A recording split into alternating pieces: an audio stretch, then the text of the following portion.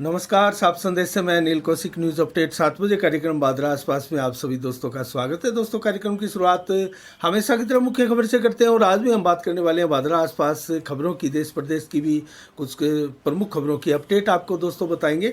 और जिस प्रकार से कल सीकर में राजू ठेठ की हत्या हुई थी, गैंगवार की घटना हुई थी कोर्ट के पास, तो दोस्तों उसको लेकर पूरे राजस्थान में प्रतिक्रियाएं आज आ रही है। और ये जो गैंगवार है दोस्तों, ये एक गैंग नहीं है, ये अनेकों गैंग है और उन गैंग में आपस में टकराव होते रहते हैं और इस प्रकार की वारदातें कई दिनों अंतराल के बाद में इस प्रकार का खूनी खेल जो है वो होता रहता है। तो कुल मिला के ये जो राजस्थान में अपराध का ग्राफ एकाएक बढ़ा हुआ प्रतीत हो रहा है, उसको लेकर भाजपा भी कांग्रेस की अशोक गहलोत सरकार को दोस्तों घेर रही है। और वहीं आज सीकर बंद बुलाया गया और पीड़ित पक्ष ने काफ़ी हंगामा किया और दोस्तों सब लेने से इनकार किया जब तक उनकी मांगें पूरी नहीं हो जाती और जो आरोपी है वो सारे के सारे गिरफ्तार नहीं हो जाते। तो इस प्रकार की मांगों के साथ आज हनुमान बेनीवाल भी दोस्तों सीकर पहुंचे और पीड़ित परिवार के बीच भी पहुंचे और वहां मीडिया को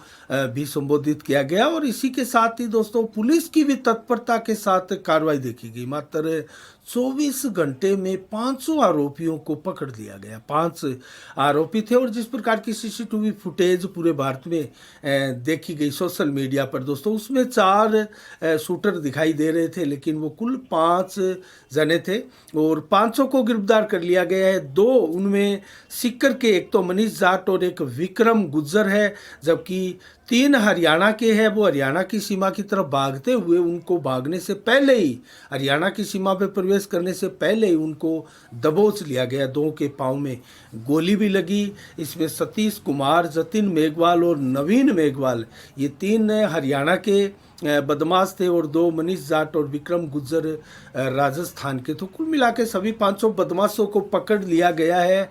अब सवाल ये उठता है कि राजस्थान में इस प्रकार की घटनाएं एकाएक क्यों हो रही है? क्या राजस्थान में कानून व्यवस्था एकदम ताक पर चली गई है? दोस्तों, इसके कई मायने हैं और भाजपा अपनी एक प्रकार से राजनीतिक मंशा पूरी कर रही है। वहीं आरएलपी भी दोस्तों, जो सरदार शहर उपचुनाव है उसके तहत आरएलपी भी सरकार पर हमला कर रही है। और एक खबर में उपचुनाव सरदार शहर की दूं तो तिकोनी कांटे की टक्कर उभर कर आई है दोस्तों सरदार शहर के चुनाव में। यहाँ मुकाबला कांग्रेस भाजपा के बीच में अब सीधा मुकाबला नहीं रहा है। यहाँ मुकाबला जो है दिन प्रतिदिन एकदम पेच फंसता जा रहा है और त्रिकोणीय मुकाबले के बीच में फंसा है ये पूरा का पूरा चुनाव।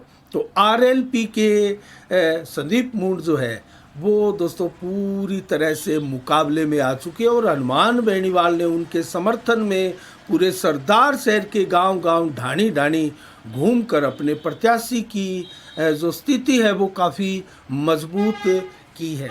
इसके अलावा दोस्तों हम बात करें, दिल्ली में आज चुनाव हो रहे हैं और सुबह एमसीडी के चुनाव के दौरान जो आज वोटिंग हो रही है, 7 दिसंबर को नतीजे आएंगे। तो आज बहुत सुस्त वोटिंग हुई दोस्तों। 12 बजे तक महज 18% ही वोटिंग हुई। 2 बजे तक वो कुछ बढ़ी, 30% हुई। उसके बाद में दोपहर को ज़रूर ठंड में सुबह ज़्यादा मतदाता बाहर नहीं निकले थे, दोपहर के बाद तेज़ी के साथ निकले और सुखद एहसास रहा कि कुल मिला के वोटिंग सुस्त ज़रूर है, कम ज़रूर रही, लेकिन अच्छी खासी वोटिंग रही। अब देखते हैं 250 सीटों पर जो 1349 उम्मीदवार है उनके भाग्य का फैसला ईवीएम में बंद हो चुका है और इसके लिए 13,638 मतदान केंद्र भी बनाए गए थे। 7 दिसंबर को इसके नतीजे आएंगे। 1,45,00,000 मतदाता अपने मताधिकार का प्रयोग करेंगे और एक पूरी संख्या आपको बताएं तो 1,45,05,322 मतदाता इस बार अपने मताधिकार का प्रयोग करेंगे और तीनों ही नगर निगमों को एक बनाकर अब जो मेयर चुना जाएगा वो मात्र 1 मेयर होगा और दिल्ली के मुख्यमंत्री से कम पावर उसके पास नहीं होंगे।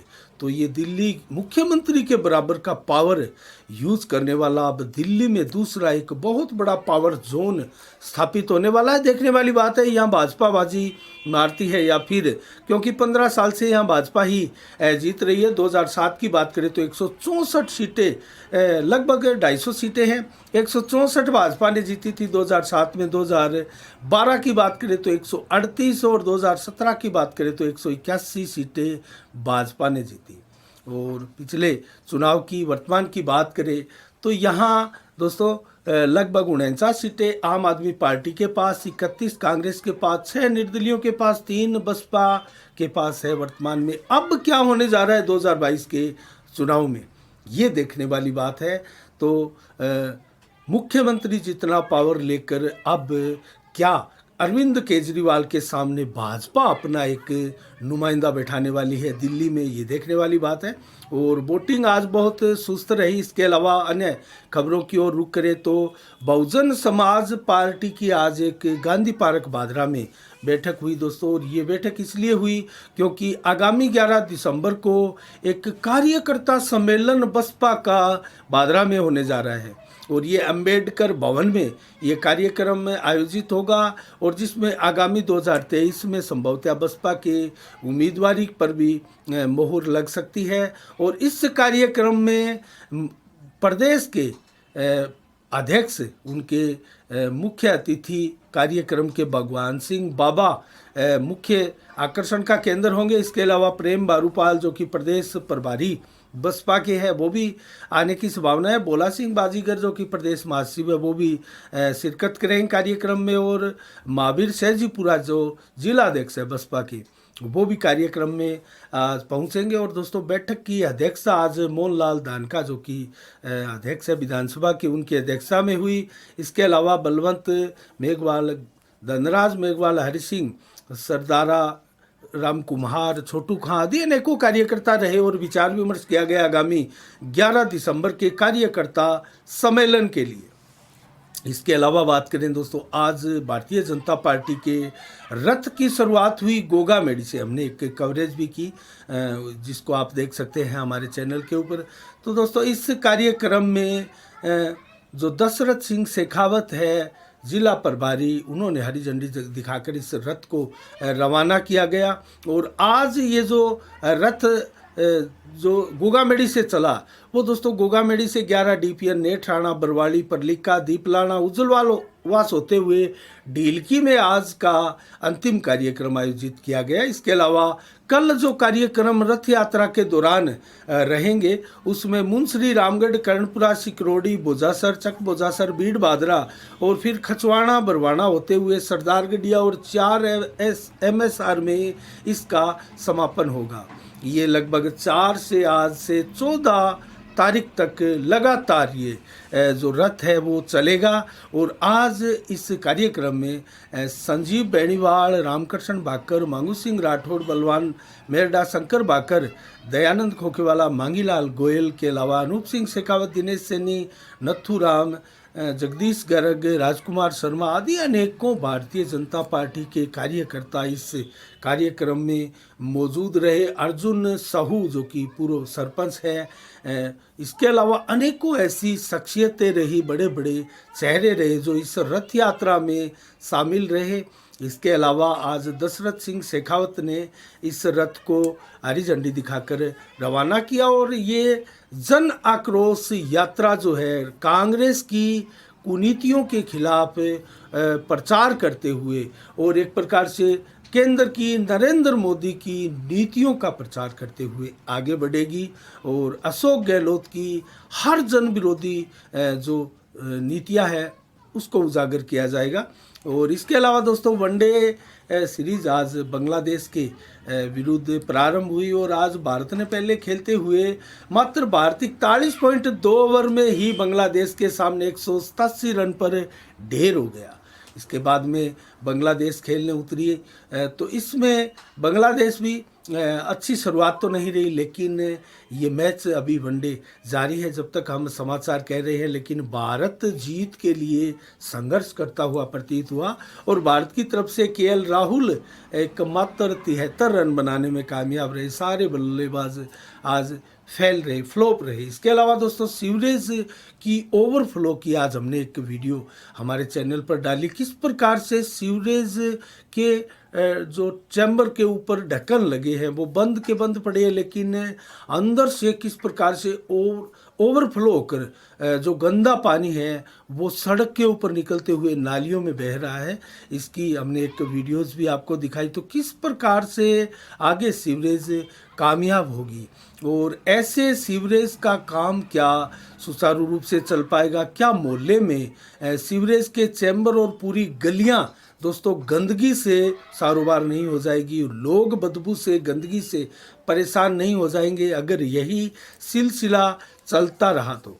इसके अलावा दोस्तों हम बात करें राजू ठेठ हत्याकांड की, तो दोस्तों राजस्थान में एकाएक ये गैंगवार का जो सिलसिला चला है, मैं आपको बताऊं तो राजस्थान में दोस्तों कम से कम 500 ऐसे गैंगस्टर हैं जिनका जो सक्रिय रूप से इधर उधर अपनी एक्टिविटी करते रहते हैं। आए दिन किसी ना किसी गैंगस्टर द्वारा दूसरी गैंग के साथ इनके टकराव होते रहते हैं, चलते रहते हैं। राजस्थान में सरकार एक प्रकार से अपराध रोकने में क्यों फ्लॉप हो रही है और 15 सालों में मात्र मैं आपको बताऊं राजस्थान में 5 इनकाउंटर हुए दोस्तों, 5 मात्र एनकाउंटर 15 सालों में राजस्थान में। तो कैसे इन गैंगस्टरों का, इन अपराधियों का, इन कुख्यात बदमाशों का खात्मा होगा? राजस्थान को सबक लेना होगा दोस्तों उत्तर प्रदेश से। जिस उत्तर प्रदेश में मात्र एक इतने कम समय में, अगर बात करें एक योजना की पिछले योगी सरकार के, तो 150 बदमाशों का एनकाउंटर किया गया और वहाँ से उत्तर प्रदेश से जो कुख्यात बदमाश थे वो कहीं ना कहीं भागकर दूसरे राज्यों में भी चले गए और उत्तर प्रदेश को एक प्रकार से शांत स्टेट बना गए। और ऐसा ही राजस्थान को भी करना होगा दोस्तों। 8 साल पहले हम बात बताएं तो राजू ठेठ और आनंद पाल के गुटों में एक संघर्ष हुआ था, आपको याद होगा, बीकानेर जेल में, और इसमें 3 इन गैंगों के गुर्गे जो है वो मारे गए थे, गोलियों का शिकार हुए थे। इस प्रकार से राजू ठेठ की गैंग हो, क्योंकि राजू ठेठ की अब हत्या हो चुकी है, लेकिन उनके गैंग के सदस्य है वो ज़रूर सक्रिय होंगे और बदला लेने के लिए भी ललायत होंगे। चाहे बलवीर बानुड़ा की गैंग हो दोस्तों, ये गैंगें जो है राजस्थान में हर वक्त हर समय राजस्थान सरकार के लिए सिरदर्दी बनकर आपसी टकराव के लिए, और असल इनका काम जो होता है दोस्तों कहीं ना कहीं ये दारू के ठेकेदारों के रूप में और दारू के कारोबार के रूप में ही इनका जो है आगे बढ़ने का सिलसिला चला रहता है और इसी के तहत ये आपसी टकराव देखा जाता है। इसके अलावा दोस्तों बात करें अन्य खबरों की ओर, तो आज 4 दिसंबर को क्या खास विशेष दिवस है। इंदर कुमार गुजराल 12वें भारत के प्रधानमंत्री का आज के दिन 1919 को जन्म हुआ था। और इसके अलावा फिल्मी अभिनेता, हास्य अभिनेता जावेद जाफरी का भी 1963 में आज के दिन जन्म हुआ था। और भारतीय नौसेना का आज स्थापना दिवस है। तो नौसेना का स्थापना दिवस देश भर में धूमधाम से मनाया जा रहा है। और इधर आज गोगामेडी से भाजपा ने जैसे ही रथ यात्रा प्रारंभ की, उधर डुंगराना में भाजपा को बहुत बड़ा झटका लगा। अमीलाल मूड ने अपने समर्थकों के साथ आज माकपा का दामन थाम लिया और बलवान पूनिया ने उनको माकपा ज्वाइन करवाई और ये भाजपा को एक आज बहुत बड़ा झटका बादरा क्षेत्र में लगा है। इसके अलावा बात करें दोस्तों मौसम की, तो आज 4 दिसंबर को 23 से 25 डिग्री टेम्परेचर, दिन भर मौसम रहा। 7 से 14 किलोमीटर की रफ्तार से हवाएं चलती रही। देर शाम को इसी प्रकार से मौसम बना रहेगा। हवा भी 7 से 11 किलोमीटर की रफ्तार से चलती रहेगी। 5 दिसंबर को कल 13 से 21 डिग्री टेम्परेचर दिन में और 23 से 25 डिग्री टेम्परेचर दोपहर को, 28 से 22 डिग्री टेम्परेचर देर शाम को 4 से 11 किलोमीटर की रफ्तार से हवा चलती रहेगी, जो कि देर रात्रि तक भी जारी रहेगी। और रात्रि को भी 15 से 17 डिग्री टेम्परेचर रहेगा। बादल बिल्कुल नहीं होंगे, 2-4-5% बादल ही आसमान में दिन भर कल और रात्रि को छाए रहेंगे। दोस्तों इसी के साथ आज के लिए इतना ही। कल ठीक शाम 7 बजे फिर आपसे रूबरू होंगे नई खबरों के साथ, नई समीक्षा के साथ। और गुजरात के चुनाव भी दोस्तों कल 5 दिसंबर को अंतिम चरण के चुनाव संपन्न हो रहे हैं। तो इसी के साथ ही मुझे दीजिएगा इजाज़त। साफ संदेश से मैं अनिल कौशिक, नमस्कार, जय भारत, जय जय राजस्थान।